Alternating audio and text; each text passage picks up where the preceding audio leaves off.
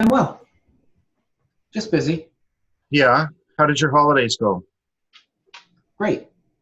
Yeah. Yeah, we had Thanksgiving here and Christmas at my mother's. Nice. The whole family. Yes. Good. I might have to kill the video because I don't have a very good connection in this room, but I haven't talked to you in ages.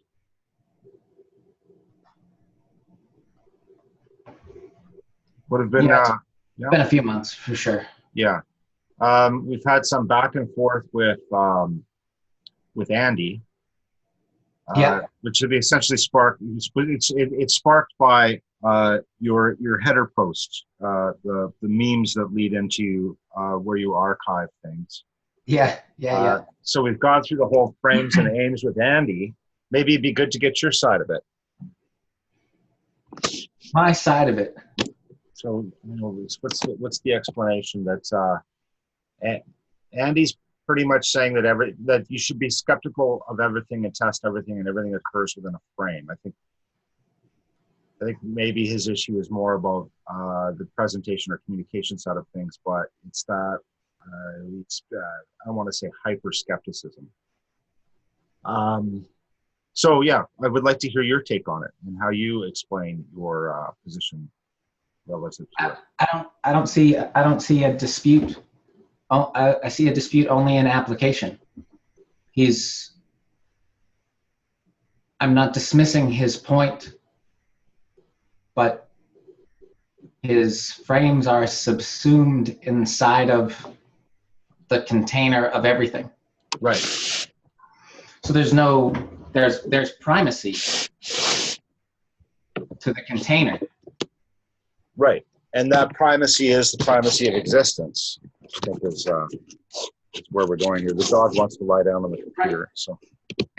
But as you scale up the primacy of the family, it takes place over the individual because that's where you're housed, and then the community and so on. Mm-hmm. Those things they have to come first to some extent. Otherwise, they cease to exist. Yeah, and that was one of the things that came up earlier in this week for me was, and goes back to sort of that libertarian and ANACAP framing of the world, that the notion of an individual over a group. And the more I engage in that argument, the more it comes back to an individual is not possible without a group. Oh, you can't properly secure property.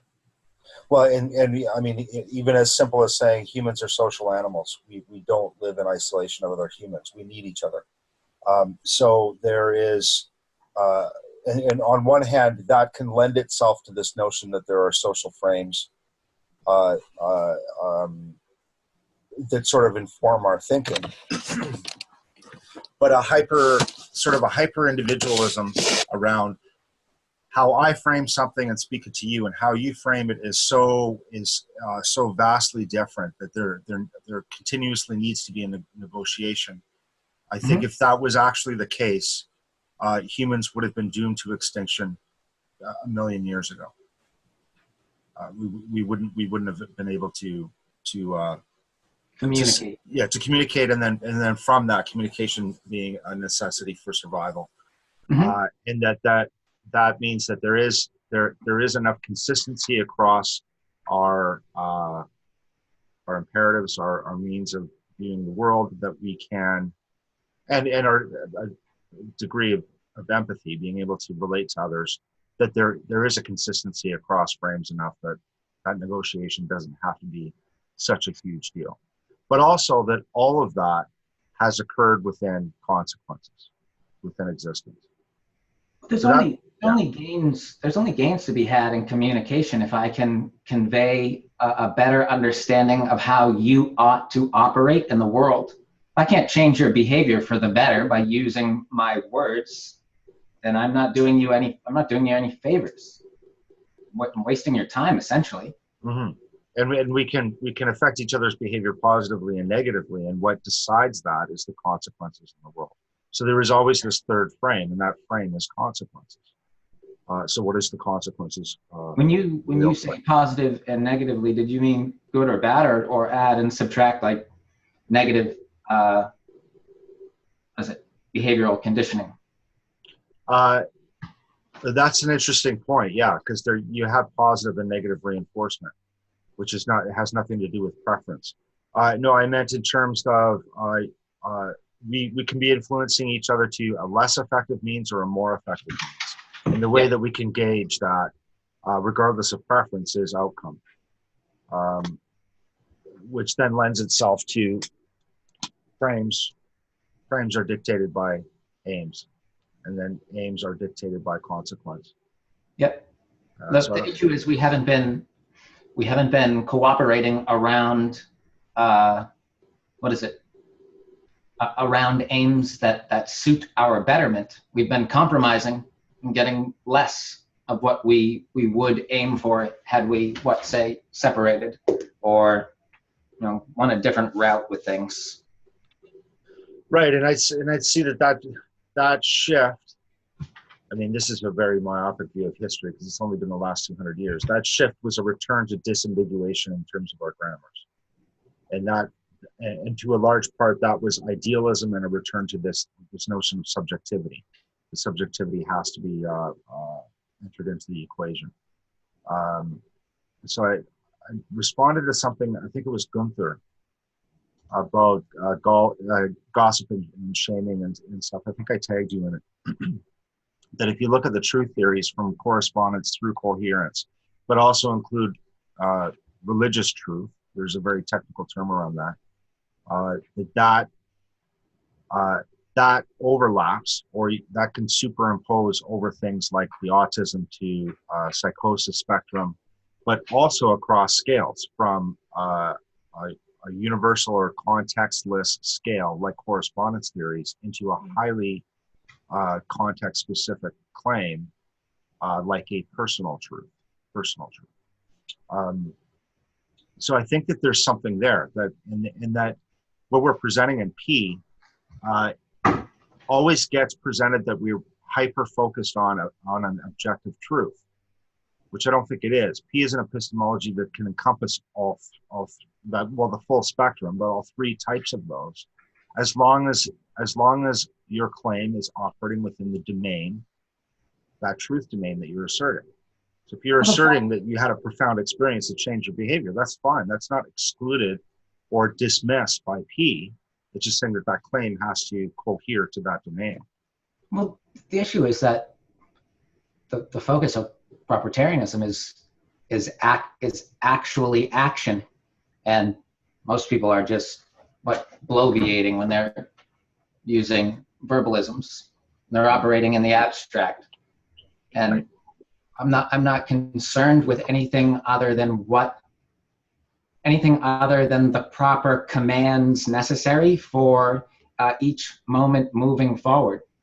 We're so far behind that anything that's not changing people's habits for the better to dig out of the rut is all it is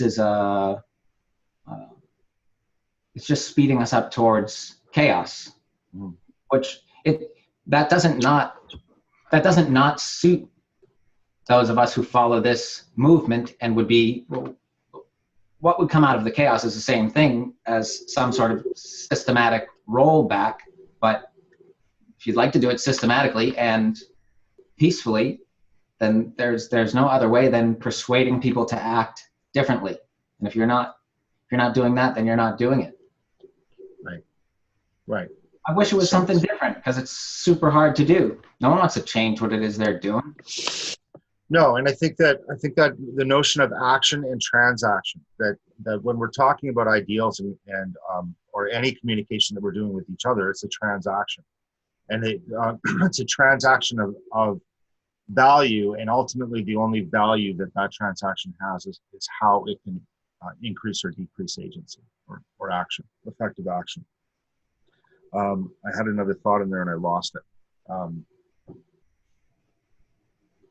Oh yes, that these people that are speaking in moral justifications and ideals and abstracts, I think it's better. One of one of the best tools that I gained out of demonstrated property was the notion that ideals should better be defined by the behaviors that they invoke. Yes. Not this concept that floats around in our head, but how that concept is played out through the behavior of humans, because essentially these abstracts only exist within human thought and action. So. Would you make one concrete example? The ultimate example that's relevant in the group is property.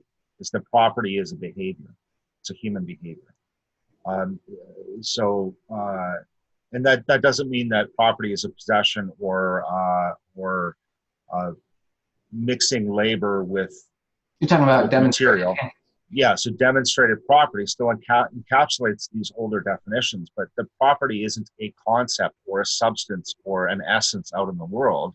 Right. It's a human behavior. And then what is that behavior? Is that we invest in things to seek a benefit, and if that is infringed upon, we tend to defend it. So the example that I use is you buy a brand new TV, you hang it on the wall. If somebody tried to steal it, you would try to stop them. But at some point you buy a new TV, and that TV you were willing to defend before gets thrown out on the curb with a free sign. There's nothing that's substantially changed about that TV. So that TV isn't property. Property is your behavior towards that TV. Yeah, so now, and then we can. So this is an incorrect use of the term, but this is what I call Vitruvianism, is that man is the measure of anything that is particular to man. So we can do the same thing with things like aesthetics or beauty. So what is our behavior towards beauty?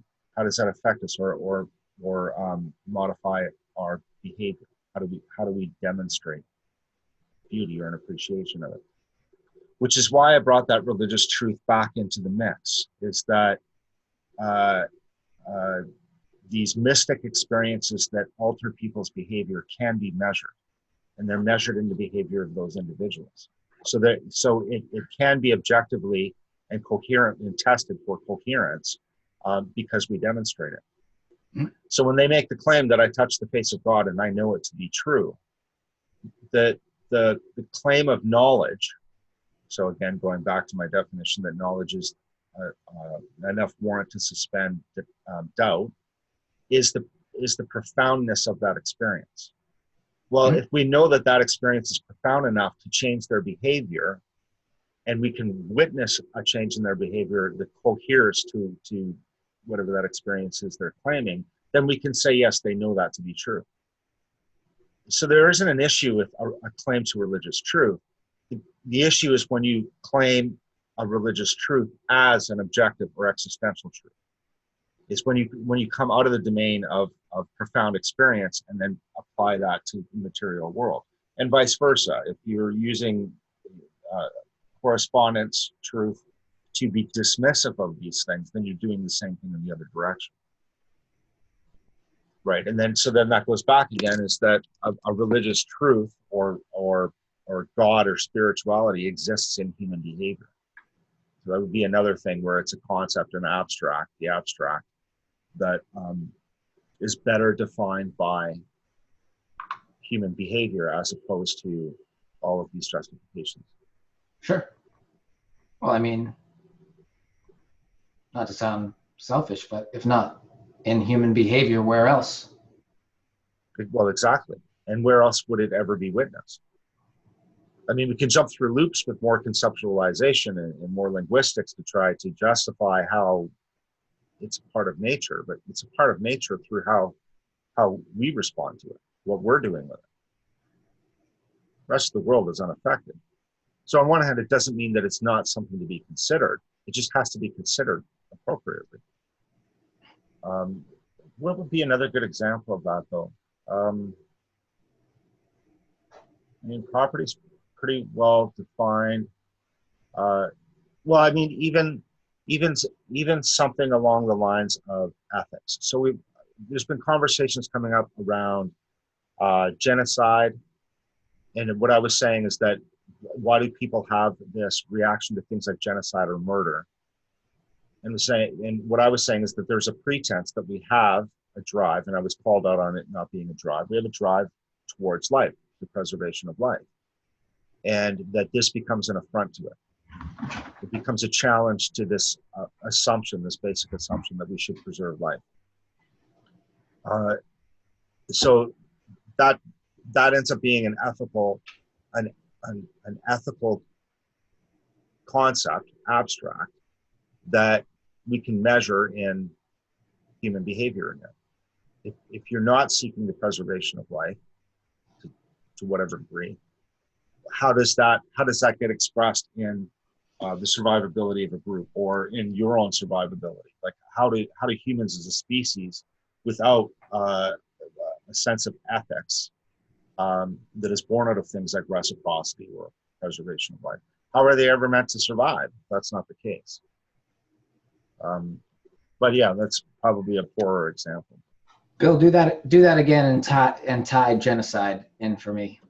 So my initial arguments against genocide was that in terms of just the arena of group survival, group competition, genocide makes sense. It's like if you kill off all competitors, you no longer have that competitor. So just kill them all off. This is perfectly logical. Can I Yep. stop you Yep. there? Yep. Optimally, there would be more than one homogeneous group, because if you're looking for the human species to survive, and you realize that we're lucky enough to be able to, it's happenstance as far as we know that you can breed outside of your race, outside of your homogeneous gene pool. It's not, and have offspring that are viable sexually. Mm-hmm. Having more than one mode of being, more than one homogeneous group moving towards maximizing their flourishing, then you have, if something comes up that can wipe out one of the other groups, you can adopt other strategies and crossbreed to save your group. Mm-hmm. But if you seek to wipe everyone else out, then something like a superbug that targets your DNA pattern can be, it can be the end of you, where we can stave that off. What type of time frame are we talking about? Because it's advantageous to have many types of people if you're talking about, I don't know, millennia. Right. So that's coming from a frame of the survival of the species as a whole. That's beyond that's the best chance for your genes to live on into perpetuity. Mm-hmm. So in opportunity. Yeah, and that was part of what I was saying, is that we have this drive that ideas like genocide is abhorrent to us, because we've also evolved, or we have also retained traits that are pro-life, because that is what is provided us the best chance of survival. So we can explain that, like you just have that having a number of groups and there's a survivability within those groups also increases the likelihood that the species will continue to survive. So if you're only looking at group competition alone, genocides make sense. But then when you move out of that frame to something like the survival of the species, sure, then it doesn't make sense. We also have to take into account proximity. If you can move people away from you safely and they can have a group, it's probably a better option than wiping them out if they're too close. But having borders is wise. Mm-hmm. And history has shown that near breeding and near group competition and interaction is beneficial. It's the far group. It's when the differences are too much that's when we start running into, on all scales, from biology through to social conflict, where it breaks down. The near group stuff allows your outliers to have an extra chance at survival. The people who are roughly outside the norms or normal behavior, they're outcasts, but they work around and on the limits of society, both the edges literally. Mm-hmm. And I think that it also, on a cultural and social level, it provides a feedback that allows adaptation and improvement. If you don't have the exposure to other group strategies that might be better than yours, and vice versa, how would you ever update? So the inverse of the Red Queen is stagnation, right? And near group interaction seems to prevent the stagnation and increase that velocity. Yeah, this is the beauty of what Kurt's done with propertarianism. It's this set of modes of being are the ones that are best if you'd like your group to survive into the future. Mm-hmm. And not just our group, just our group, but all of them. And then a way to interact where that competition cooperation and competitive cooperation achieves an optimum. That's the whole thing. That's it right there. So good. That's why it's so good. That's right. And that's why it's not just about politics and economics or epistemology. It's like this is the answer. This is how. If it wasn't correspondent all the way down, it wouldn't be the thing. But it happens to be. When you come across it, you can't unsee it. Yeah. Yes. I'm thinking my pup might be sick. How so? She's 9. She has some fat deposits coming up, and I'm wondering if maybe I got to take her into the vet, which is always a nightmare. I think that she might have mammalian cancer. Sad. Yeah. But because of her temperament and because we've kept her isolated, taking her to the vet pretty much means sedation. So it's always a back and forth. Is it worth sedating her for this issue or whatever? So she's had some fat deposits down one side, but I wasn't sure if they were tumors or not. But it's like it's moving under the skin. It doesn't feel like a tumor. I'm not going to risk putting her under to have it cut away. So now I'm thinking maybe that was a mistake. Okay. Anyways, she's still getting around. Anyway. What breed is she?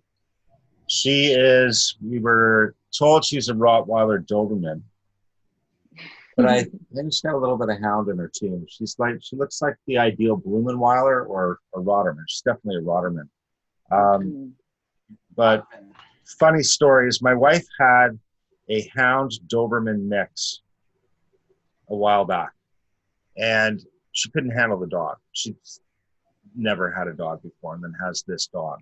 And so a friend of hers whose husband owned a security company said, well, I can find an owner for the dog. I'll take the dog and find a farm for it. Well, we think what he did is probably made her one of his property dogs. So he would have dogs on car lots and so on. And, fast forward a decade later, he has a litter of pups while his wife is pregnant, and my wife takes care of his wife in the hospital, and he says, here's a puppy as a thank you. And it was Coco. And which was, out of his stock of dogs.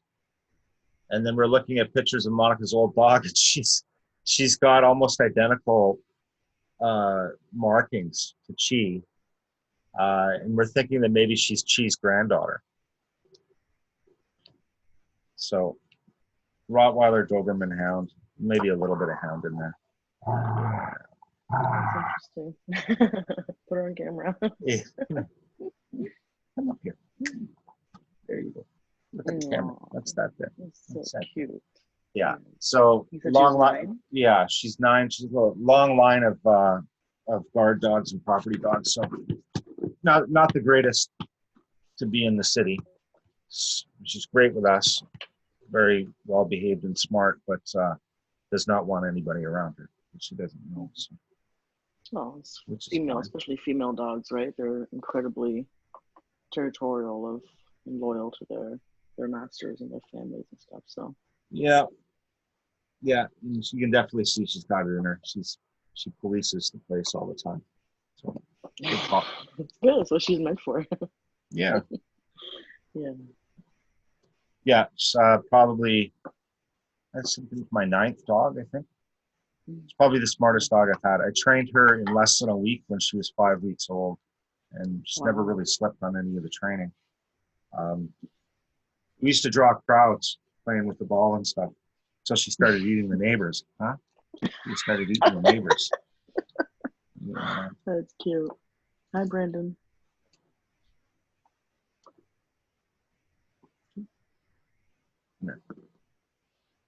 So yeah, I don't have any other things haven't really been running through my mind, which is generally what I do with the talks. It's just whatever's come up over the week, I bring it up. So you guys are welcome to bring up any topic you'd like.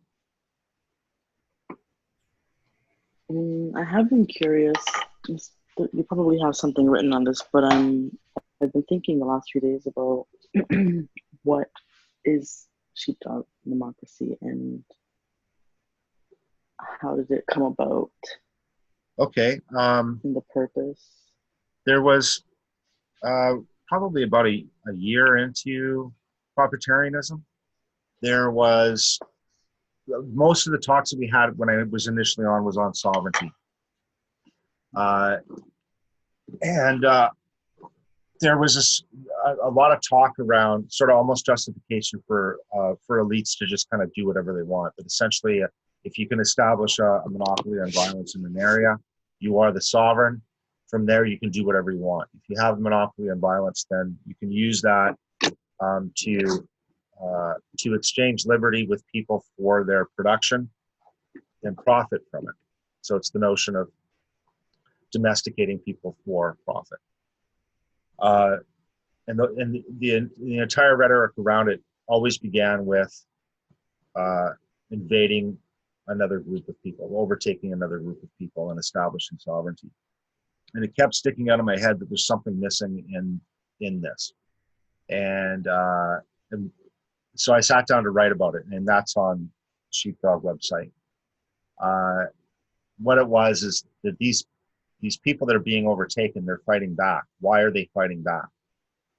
There's something there prior to sovereignty being established that ties into all of this somehow. What is it they're defending? So what it is they're defending is autonomy. In other words, they don't want to be beholden to this other group. So with libertarians, they'll talk about being on an island and homesteading, the Crusoe argument, and calling that sovereignty. And it's not sovereignty because they've done nothing or they don't have any capability of maintaining the borders. So being on an island and being sovereign and claiming to be sovereign, you're not sovereign, you're autonomous. It just means that there's nobody there to challenge your autonomy. Keep it over there. Yeah. So I went through sort of a thought experiment over the course of a couple of weeks. Like, what is this then? If the group that's defending is defending autonomy, if they're successful, what they've done by beating the conqueror is establishing a dominance of violence for themselves. So they've established the monopoly on violence. They've become the sovereign. And what they've done by becoming sovereign was preserve autonomy, preserve what was already there. Mm-hmm. From that, then logically extending liberty or the benefits of sovereignty to the rest of the group, those that can do it for themselves, is a further act of extending or preserving autonomy. So that really all of these things, sovereignty, liberty, freedom, they're all on a spectrum of autonomy, and autonomy is one form of agency. And then how property in toto then is actually contingent on agency. And that what we're talking about when we're talking about property, we're talking about an extension of agency. When we invest in something to seek a benefit, we're seeking to extend our agency, our ability to act, or the time horizon on the resources we have, or an extension of our ability to do things. The property is one form of agency in toto. The problem with agency in toto is that it can only be measured by what you've demonstrated in the world. So it can only be calculated by the actions that you take. And as soon as you act on that, what you've done is created property. So there was no fundamental change between sheepdog and profiteerianism, because the calculation of agency in toto would still result in property, even though the property is an extension of agency. Mm-hmm. But it also says that we invest and defend in property because that is an extension of our survival instinct. So when I was breaking down all of this stuff, this notion of defenders against an invading force that established sovereignty, they're sheepdogs. And I meant that in terms of like Pyrenees guardian dogs, the actual sheepdogs, not the sniper quote. I didn't even know the sniper quote at the time. But the notion that these dogs are raised with the sheep, they're not necessarily, raised with humans. They're raised with the sheep. So the sheep are their pack, and then they defend their pack. And that this is the leaders that we need in the world. Is we need sheepdogs at the helm. We need people that don't see us as the other, as the lower class, or as a different group. In other words, where kinship hasn't broken down. And that democracy, you follow the agency in total in through autonomy, preservation of autonomy, sovereignty, liberty, and so on. Then what is preserving the autonomy of a group is democracy. And that what democracy does is democracy based on a notion of agency in toto, that the law is there in place to preserve and optimize autonomy of all within the group. And then by doing so, you produce individuals that have agency, have greater agency. And the more individuals that you have that have greater agency, you have a group that has greater agency. So it's really the optimum group you can have is a group that has a democratic rule that preserves the autonomy or respects the autonomy of the individual. That will create the strongest group. And then the last point to that is if you belong to a group like that, your ability to be an autonomous agent is dependent on you belonging to this group, which means you have a debt to pay. So that's the social contract, that you owe something back to the group for giving you the enriched environment to develop into an agent, and you can't undermine that group strategy. Mm-hmm. So sheepdog democracy isn't any different than proprietarianism. It's just one particular view, and that's when I say it comes from a middle class or working class sentiment, that we want our leaders to see us as part of their family. Mm-hmm. And that there's good reason for that, and that's that if they're only working to exploit labor and profits from us, there's no incentive in there for them to preserve the autonomy or agency within the group unless we give them a reason for it. And that reason being, you'll have a stronger group if you do this. Gotcha. Right. Kind of long and convoluted. No, Yeah. I got what you're saying. It's just kind of covering all bases and expectations and purpose, right? So yeah, Yeah. I get it. And with proprietarianism, it would be a very amoral or valueless explanation. It isn't being explained from certain preferences. Sheepdog is saying that there are some preferences, so we have a positive aside in there. So, for instance, with proprietarianism, you could describe and construct any type of government system, whether it's oligarchy or democracy or plutocracy or anything like that. Within Sheepdog, it says that democracy is really the only option. That everything else is monopoly seeking on democracy.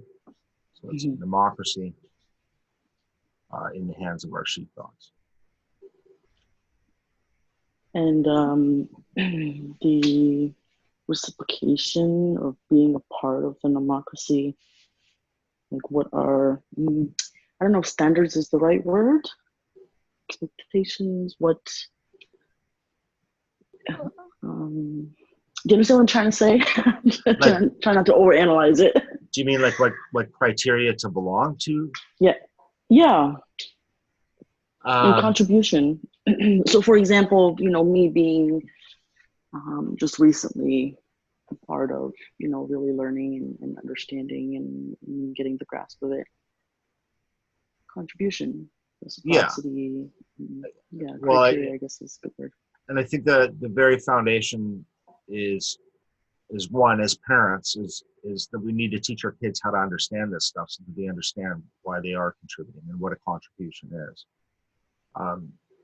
So that's an element of indoctrination, right?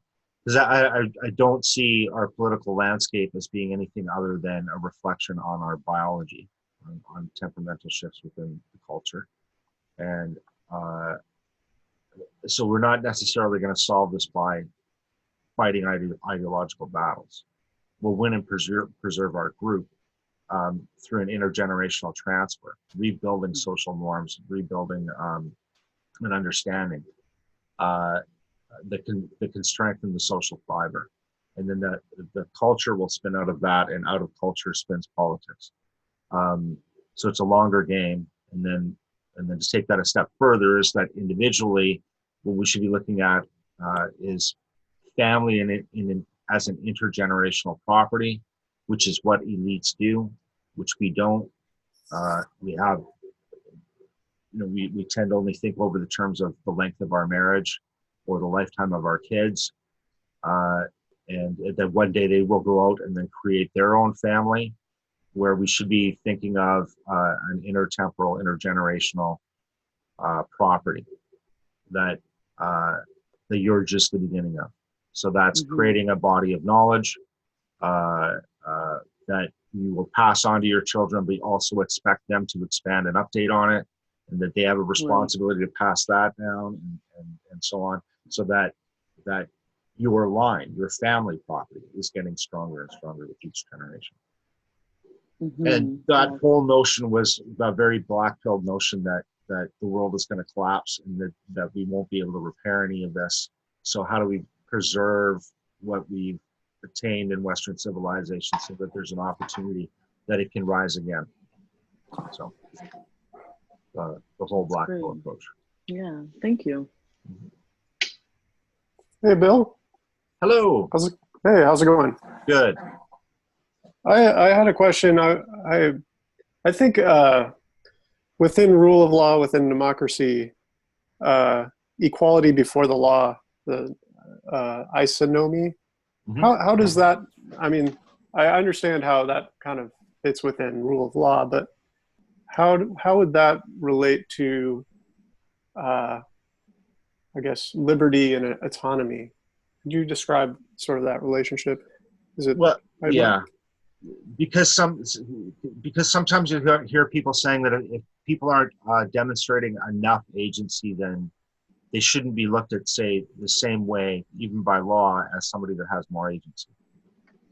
So I call that a high bar criteria, where you're saying that they're humans, and then you acquire agency somewhere up here after a certain amount of like demonstrations. Where I don't do that. I have a low bar definition of agency, and that high bar criteria I call autonomy. So for me, agency is simply the ability to have an effect. So a psychopath that kills 3 people in a delusional fit, he is having an effect on the world. That is his agency, regardless of whether he had conscious will behind it, he had control around it, or like we can track down any determining factors. It does not negate the fact that he had an effect on the world, and that was a result of his agency. So I have a very low ball definition of agency.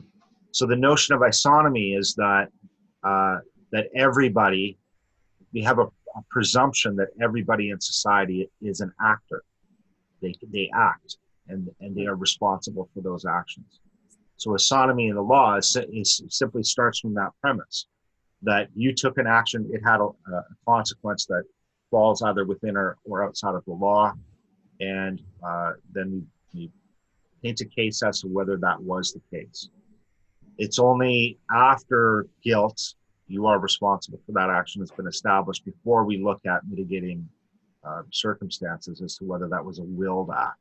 or an intentional action, or an accidental action. So autonomy is that. It just starts off saying that everybody is responsible for their own actions. That there isn't going to be, so that's one. That's the first presumption. The other one is out of historical evidence, when you have different sets of rules for different people, or you have an inconsistent application of law, it actually encourages criminal behavior. And that ends up being more like how a gambler's addiction works, where you steal an apple one day, they let you go. You steal an apple the next day, they throw you in jail for 3 months. You steal an apple the next day, they let you go. It paints the exact operant conditioning for increasing a behavior. So if you don't have consistent laws and consistent application of laws, you have an increase in criminality. If you have a different set of laws for different people, so the example of that would be the Star Chamber, or what was the initial creation of the Star Chamber, was when you have rules applied differently to, say, nobles than peasants, you start building resentments within a community. And the whole reason why we have law in the first place is to prevent or suppress retaliation cycles. So by not having autonomy, you're actually encouraging retaliation cycles, which goes contrary to why we would have law in the first place. Okay. Sorry, you mentioned Star Chamber. I've been relating to what you're talking about there with some of the Russian monarchy stuff, and with the Russian Revolution, with the Jews having, a separate representation in the law. But what do you mean by Star Chamber?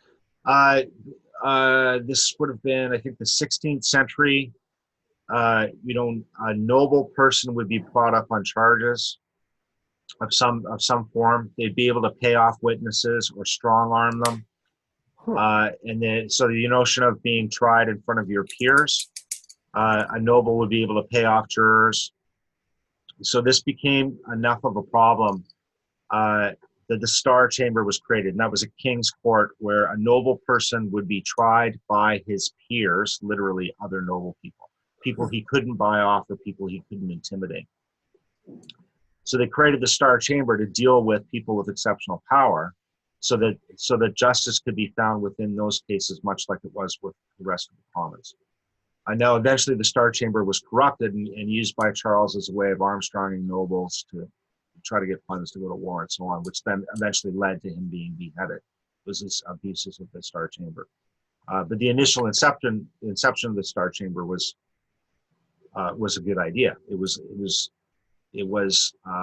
not arbitrary peerage.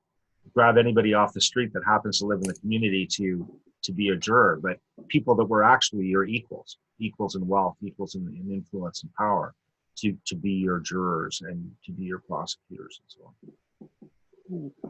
Very cool. Okay, I'll look more into that. Okay.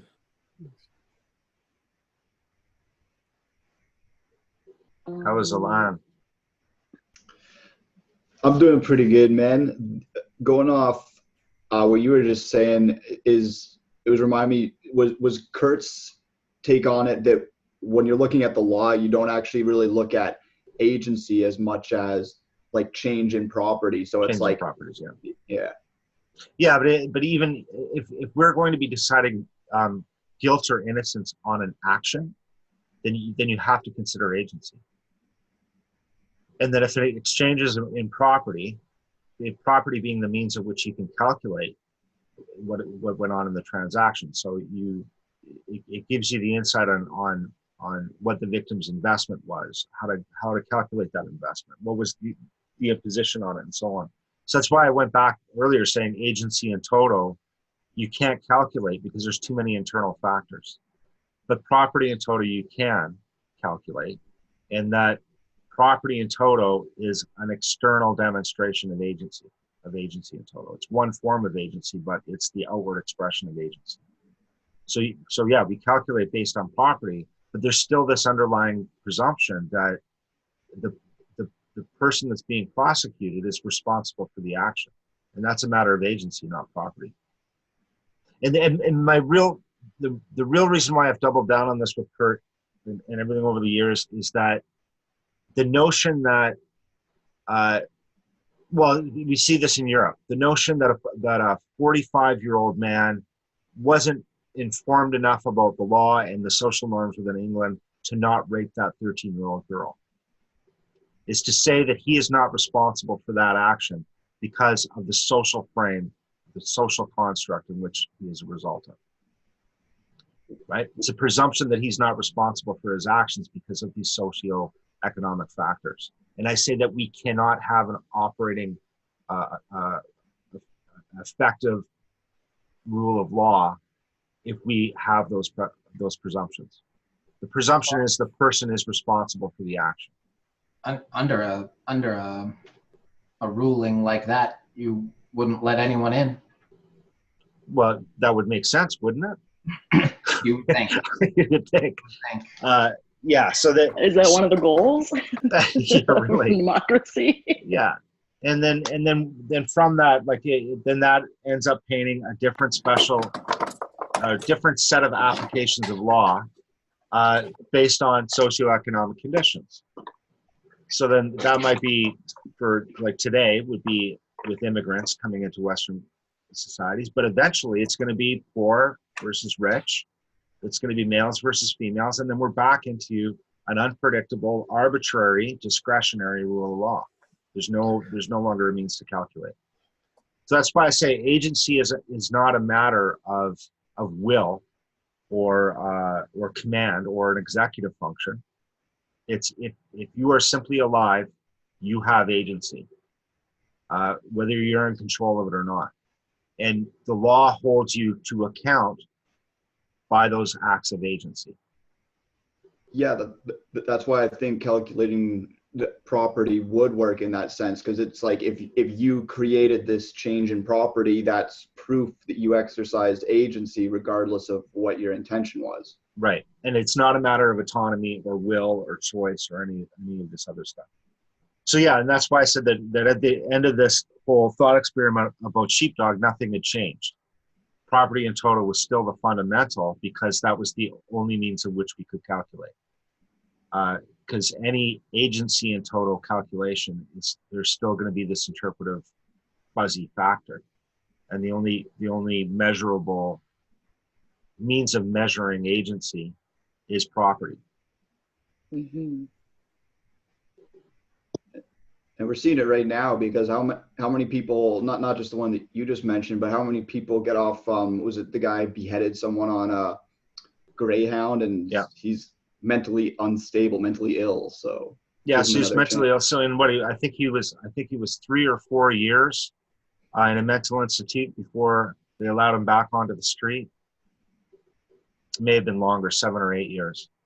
I remember that in Manitoba, he beheaded a guy on a Greyhound station in the middle of an episode, and back on the street. And I think he did come under some other problem, some other issue, but I think it was very minor. Because we're so far down the road of accumulated social capital, we presume that law is about punishing people and about modifying behavior and about seeking this ideal of justice and fairness. It's not, and it never has been that. It's about maintaining a group, about surviving together. It's never about seeking justice or fairness. It's saying that if you do this, it's going to fuck things up for everybody else. So we have to stop it. Mm-hmm. Right? And so regardless of whether you're mentally ill or not, if you've beheaded somebody in a Greyhound bus, that is a net loss to society. There is nothing to be gained in that group by having you around. So we either isolate you or we get rid of you and say, well, that's terrible. That's inhumane. That's a human being. You shouldn't think that way. Well, where is the line where we decide that we're going to pursue these humanitarian aims, and when is it no longer good? Where do we draw that line? Because right now we draw that line at racists. Racists are the one they're willing to kill, right? But what about career criminals? Well, one thing that just blows me away that people are willing to accept this. You have people that have chosen criminality as a way of life. they will never be a positive to society. Never. So why do we lock them up and feed them and then put them back out on the streets? We know Why that do we they even will lock never them up be a to net begin positive. with? Well, Why do we so- even lock them up to begin with, right? I mean, I feel like, sorry if you don't mind me interrupting, I was just going to say, I feel like jail is a failed experiment at the taxpayers' expense. I don't think the people that are in jail all need to be there. I think some of those guys could be, just eliminated. They don't need to. Yeah. Anyways, yeah. But go on. jail initially began as the only legally justifiable. I don't want to use the word legitimate. The only legal form of slavery was jail. Mhm. So to be enslaved legally was to follow a criminal act. So what is it that we do with slaves? Slavery is about extracting the labor of a human being for some sort of profit. Well, we don't do that in our jail systems anymore. So people go, oh, well, the prison system is all about profit. Well, yeah, that's what it was meant for in the first place. It was to say that if you're not going to be a net benefit to society, then we're going to force you to be a benefit to society through your labor. So go hammer out those license plate or pick up that garbage off the street or what have you. If you're going to live in this society, you're going to be have a positive benefit. If you're not, we're going to force it on you through slavery. And that's what jails were. But we got into this notion that it was about what's the term? Not remediation, changing behavior. Term for it starts with an R. Can't remember it right now. Rehabilitation. That it was about rehabilitation and about seeking justice and fairness. And I think that altruism is what skewed us off course, which then we end up having these bloated jail systems where we're literally taking care of the people that are causing damages to the rest of us. It makes no sense. So as far as I'm concerned, if you've shown that you're down the path of being a career criminal, just hang you up and make fertilizer out of you. Yeah, like you were saying, like the whole outlaw status, if you bring it to a certain level, then it's like you're not part of protecting society, you're against that. Why would we offer you any protection? Right. Yeah. So that would be the original notion of outlaw, was to say that the person was no longer protected by the law. So you have an outlaw poster go up, Robin Hood, the outlaw. It meant that anybody else could do anything they wanted to him and not come under any scrutiny from the sheriff. So maybe we should start restoring stuff like that. Because I mean, they're pushing back under, like you said, they're claiming it's humanitarian, but it's like cherry picking. Like, these people are humans, like technically, but I mean, so are the rest of us. And what about, like you said, like keeping a society together and keeping everybody safe and functioning? Yeah, and then there's also the notion that over generations, that when we were killing the 2% of people that were committing crimes, we had called the underclass and we had created this middle class social capital. So some of the arguments against what I've just said is to say, well, you have people that they get in a car accident and they get into a fight and they end up killing the person. Or it's a ballroom fight and they hit him with a beer bottle and they killed the person. So he's not really a murderer. It was just this, something got out of hand. Well, no, because we've shown in European history that people that were impulsive like that, we killed them when they committed a crime, and that lowered the impulsivity throughout the rest of the population. Just culling the temperament as well. So there's an intergenerational responsibility as well that we're overlooking by trying to be humanitarian. Right, because if you're gonna get in like a bar fight over nothing, then I mean, like, and you do that, it's like, that's on you. It's like, it's not like someone attacked you and then you defended, right? If it's just a bar fight, you killed someone for nothing, right? So, yeah. I think it's become very when we're talking about that line about what to accept and then crossing that line on what not to accept, I think a lot of the feminine herd mentality in the recent decades has a huge influence. maybe you guys don't want to say, but I'll say it. You know, it's because women are too involved in the social constructs as opposed to sticking with more biological roles, and you know, maybe a bit of a traditionalist as well. But it's always the women who are talking about, you know, the unity and we're all one, and then all, you know, women, especially when they're raising boys, oh, you know, my kid is a murderer or he became a rapist, and but all they're remembering is the innocence of when their child was a boy. They're not able to grow out of, for some reason, the view that their children are no longer children. They have become grown men or grown women who have become criminals who are imposing cost on the commons, right? So I think I've got some solutions, but I'm not sure if I want to say it on recording. It's like defending your children at all costs means it means a denial of limits, right? Which then paints a landscape for idealism. But because now we're tolerating all these, like you said, all these criminals and such, because of that. It wasn't his fault, or it was an accident, or impulse control, or things like that. So I agree. I don't think it's crossed the line where it's no longer a one-off. Now it's been so accepted in society or in culture that people just kind of shrug their shoulders, or, you know, it doesn't even faze them anymore. They've become, I don't want to say desensitized, but it's become the norm that we have these kinds of vile people amongst us, and there's no consequences or people, you know, actively defending them. Look at what's going on with this. I can't pronounce his name. The Iranian general there, Suleiman, and I've been watching that stuff when I was back into geopolitics for years and years and years. It's like there's no way this guy is an angel. I mean, and regardless, he's an enemy of the state. He's like, if you're part of the Western world, he's an enemy to the Western world. Whether he was fighting ISIS alongside of you or not, it was still, you know, down with Western degeneracy. So now we've got people popping up on Facebook defending the guy,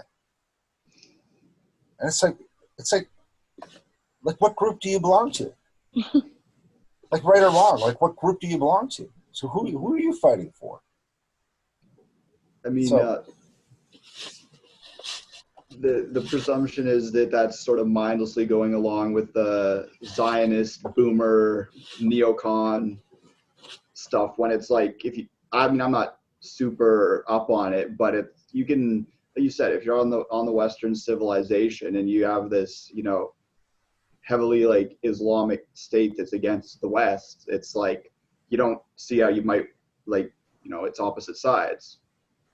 Well, and I mean, even it's just what are Western interests in the Middle East, and then what aligns with that. And when you look at that, Israel does align with that. So it's in your interest to be a part of that. In 1977, aligning your interests with Iran made more sense, right? So, you know, the state is only there to further the interests of the state.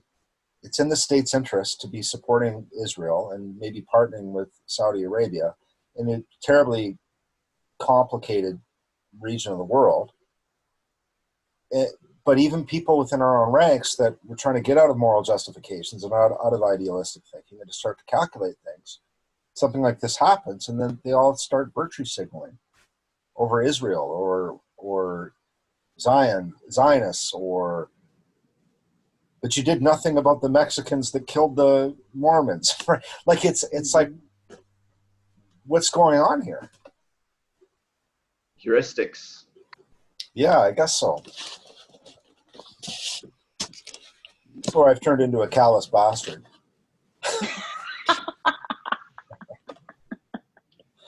You got to be calculated to, you know, take care of what you actually love. So. Yeah. And if cooperation isn't in the cards and boycott isn't in the cards, then it's conflict. Yeah.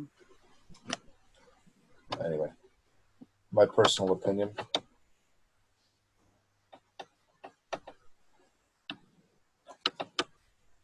So Spencer, what have you been looking into lately? So you've mentioned the Russian history.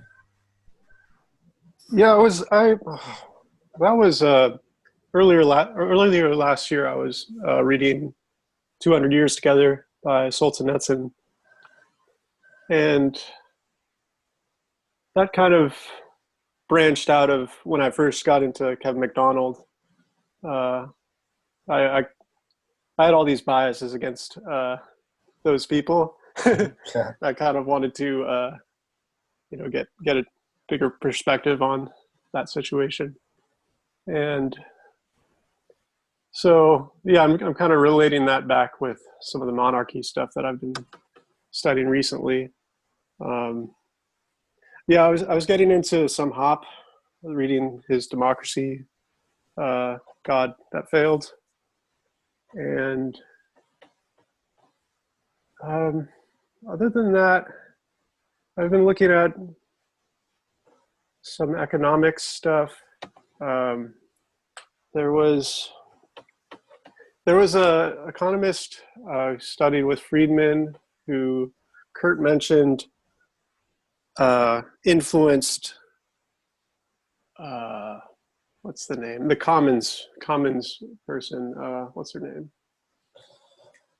Oh, shoot. Yeah, there's two that champion that. One was Ostrom. His name is like Gary something, and he came up with the notion of human capital. Okay. And, oh gosh, I gotta pull it up. Let me see if I can find it. But he has some. I was just poking around in a few of his books, some of the chapters, and he had a good chapter on democracy from an economics perspective, like the mechanics of, elections and representation, and that was really good. Well, if you find it, can you post it in the group? I'd like to take a look at it. Sure. Yeah. Excellent. Let's see here. Oh, Gary Becker. I think I remember him posting on that a couple of weeks ago. And so he has an economic approach to human behavior and then human capital. And, excuse me. Yeah, I've the last few months I've just kind of been really focused on democracy, fixated on some of those, just all the issues with, I mean, it's just such a mess. It's a soup of malincentives. Yeah, from a legal perspective, from just like a predator cooperation perspective, economics, geopolitical. Yeah. So other than that, I really had a lot of work recently. I'm doing a seasonal job that just finished, and then I'm finishing up some contract work. So I haven't been able to focus on this stuff as much as I should be or could be. Well, I am terribly unwell read. I pick up things on lectures and everything else. So when I see somebody like you buckling down and breaking the spines of these books, then I have nothing but admiration. So good on you. Thanks. My dinner just arrived. It's my last day of holidays, so I should go spend it with my girls. Do you guys want to continue, or? I'm all right. I'll pass. I'm good. You good? Okay. All right, so we'll wrap it up here. And nice to see Brandon. It was a nice surprise. Nice to get to spend some time with, actually get some questions out of Michelle and talk with Spencer. Good stuff. And should I call you Alon just so I can get it in for the week? Got it. All right, there we go. All right, guys. Thanks. I'll talk to you next week. Enjoy.